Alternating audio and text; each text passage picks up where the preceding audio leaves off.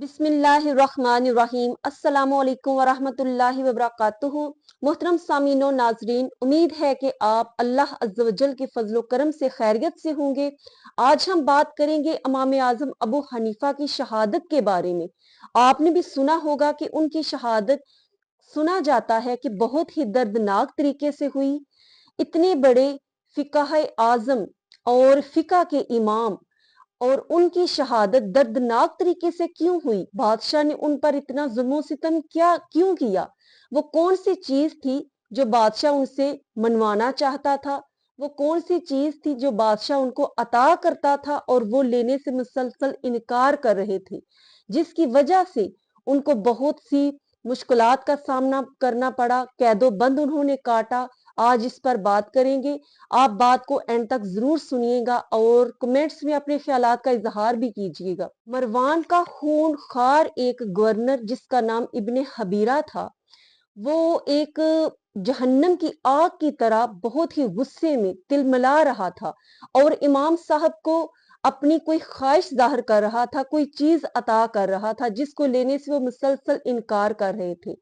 और जब उसका गुस्सा बहुत ही आसमानों पर चढ़ा हुआ था तो उसने इमाम साहब को काफी लान तान की, और जब लोगों ने उसका गुस्सा देखा तो इमाम साहब को उससे बाखबर किया।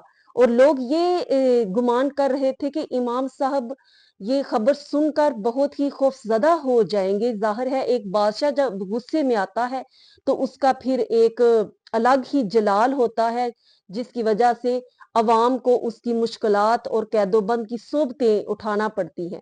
लेकिन इमाम साहब इसके बिल्कुल बरखलाफ उनकी तबीयत थी, वो बिल्कुल भी खौफजदा नहीं थे। और उन्होंने जवाब दिया कि अगर इब्ने हबीरा मुझे कत्ल भी कर दे तो फिर भी मैं उसकी बात नहीं मानूंगा। इस पर इब्ने हबीरा को जब इस बात की खबर मिली तो उसने अपने सिपाही को हुक्म दिया कि इमाम को मेरे सामने पेश किया जाए।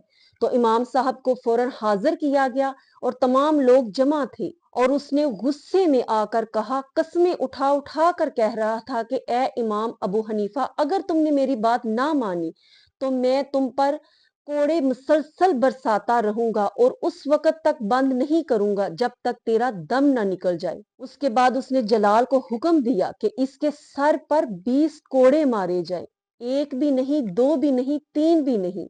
उस सरे अकदस पर जो कि अल्लाह अज़्ज़ व जल की बड़ाई के लिए झुकता था, उस पर 20 कोड़े मारे गए। और वो सर कैसे उस फरोनियत का इकरार करता जो कि अल्लाह अज़्ज़ व जल की हकानियत का इकरार करता था। इमाम साहब बहुत ही सब्र और इस्तकलाल के साथ कोड़े पर कोड़े खा रहे थे और साबित कदम खड़े थे।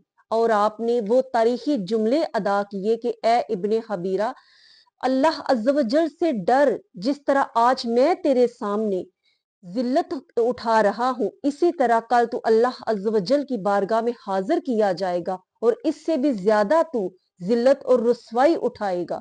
जबकि मैं ला इलाहा इल्लल्लाह मुहम्मदुर रसूलुल्लाह का इकरार करने वाला हूँ और तू मुझ पर इतना जुल्म सितम कर रहा है। उसके बाद आपको कैद में डाला गया और उसी रात इब्ने हबीरा को नबी पाक सल्लल्लाहु अलैहि वसल्लम की जियारत हुई और आप सरकार ने फरमाया कि तू उस शख्स को क्यों अजियत देता है, क्यों तकलीफ देता है और मारता है जो कि मेरा बेगुनाह उम्मती है। उसके बाद इब्ने हबीरा ने आपको आजाद कर दिया। उसके बाद मंसूर अब्बासी के दौर में फिर आपको इसी बात पर दोबारा कैद किया गया। और ये मंसूर अब्बासी जो बादशाह था वो भी वही फरमाइश आपसे करता था जो कि इब्ने हबीरा करता था और आप इनकार कर रहे थे। तो यहाँ भी वही बात दोहराई गई और इमाम साहब के दरमियान और खलीफा के दरमियान काफी मुकालमा हुआ, जो मैं तफसीलन बयान नहीं कर सकती। तो उसके बाद इमाम साहब ने जब इनकार किया तो उसने भी मुसलसल आप पर कोड़े बरसाए और जब कोड़े मार मार कर वो थक गया तो उसके बाद खूब बुरा भला कहते हुए अपने दिल की भड़ास निकाली। और ये वो वक्त था जब इमाम साहब की उम्र 70 के करीब पहुंच चुकी थी।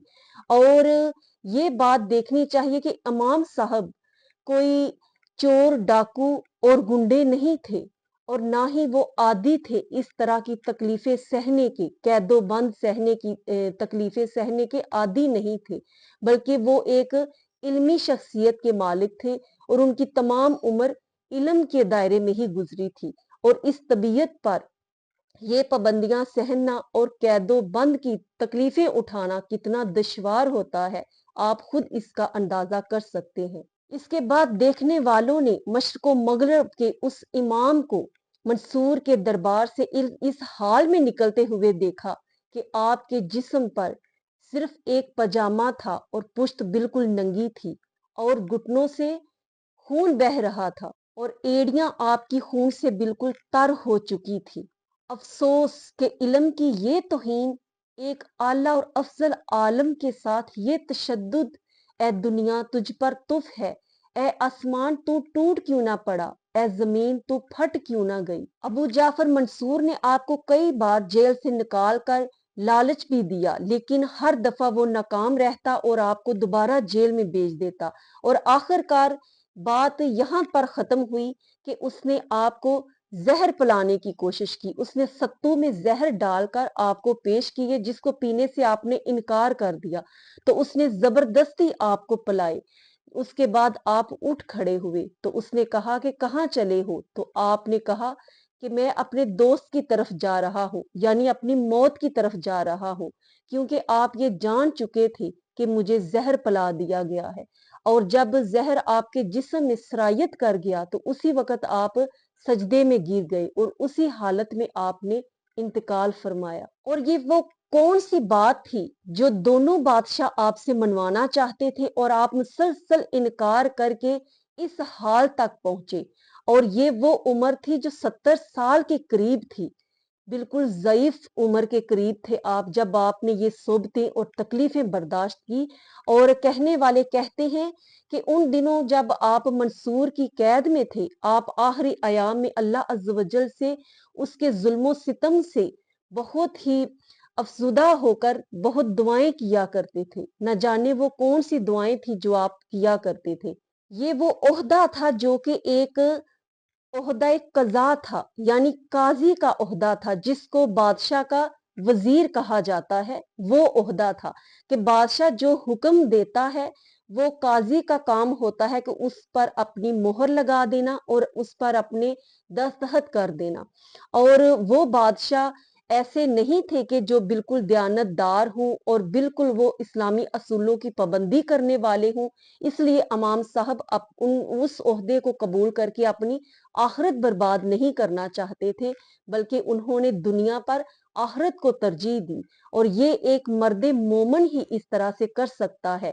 اور آپ کا بے شک یہ کردار تھا، یہ اخلاق تھا، اور آپ اس مزاج کے مالک تھے، اور آپ ایک وہ عاشق رسول تھے کہ جنہوں نے روضہ رسول پر جب سلام پیش کیا، السلام علیکم یا امام الانبیاء والمرسلین، تو آگے روضہ رسول سے جواب آیا کہ وعلیکم السلام یا امام المسلمین۔ تو جن کا یہ مقام اور مرتبہ ہو، وہ کس طرح سے دنیا کے ان عہدوں کو قبول کر سکتے ہیں؟ وہ ایسے مراتب کو اپنے پاؤں کی ٹھوکر پر رکھتے ہیں جن کے دل میں عشق رسول سما چکا ہوتا ہے۔ لیکن سوچنے کی بات یہ ہے کہ عہدہ قضا سے انکار کرنا، قاضی کے عہدے سے انکار کرنا، کیا اتنا سنگین جرم تھا کہ جس کے مقابلے میں اتنی دردناک اور قابل رحم سزا جو ہے وہ امام صاحب کو دی جاتی؟ جب یہ خبر عام پھیلی تو تمام عالم اسلام خون کے آنسو رونے لگی اور تمام بغداد امڑ آیا، اور ہر طرف سوگوار فضا پھیلی ہوئی تھی امام صاحب کی اس موت کی خبر سن کر۔ امام احمد بن حنبل جو کہ کوہ گراں کے اور استقامت کے پیکر تھے، وہ بھی جب امام صاحب کے ان قید و بند کی صحبتوں کا تذکرہ فرماتے تو آپ زارو قطار رونے لگتے تھے۔ جب آپ دنیا سے رخصت ہوئے تو آپ کی ذاتی ملکیت جب گھر میں دیکھی گئی تو وہاں صرف ایک قرآن پاک کا نسخہ تھا، اس کے علاوہ اور کچھ بھی موجود نہیں تھا، اور بہت سی تعداد نے آپ کے جنازے میں شرکت کی، 50,000 افراد نے آپ کے جنازے میں شرکت کی، اور آخر میں آپ کے صاحبزادے حضرت حماد رحمت اللہ علیہ، انہوں نے آپ کی نماز جنازہ پڑھائی۔ اللہ عز و جل ان کو جنت الفردوس میں اعلیٰ و عرفہ مقام عطا فرمائے، اور ہمیں بھی اپنے نبی پاک صلی اللہ علیہ وسلم کے سچے اور پکے غلاموں میں शामिल फरमाए। अपना ख्याल रखिएगा, दुआओं में याद रखिएगा। अस्सलामु अलैकुम वरहमतुल्लाहि वबरकातुहू।